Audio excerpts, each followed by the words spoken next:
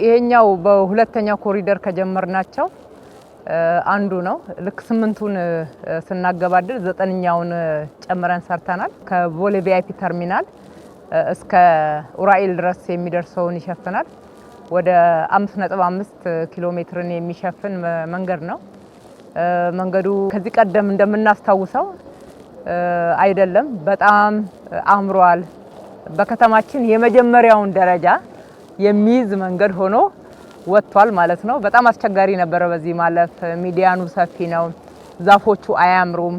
አላስፈላጊ ኮተቶች በየህንፃዎቹ ላይ ተለጥፈው የህንፃዎቹን ውበት ሸፍነውት አዳዲስ ህንፃ አልሰራንም። እንግዲህ እነኚህ እዚህ የምናያቸው ህንፃዎች የነበሩ ውበታቸው ግን ባላስፈላጊ ተቀጣይ ግንባታዎች እንዲሁም ውበት በማጣትና ያያያዝ ችግር ውበታቸው አይታይም ነበር።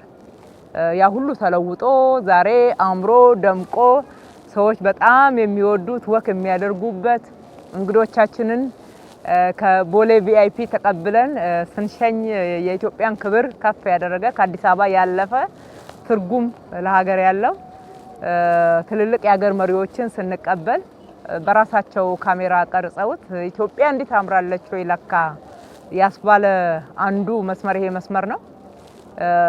9ኛው ኮሪደር በሁለተኛው ዙር ነው።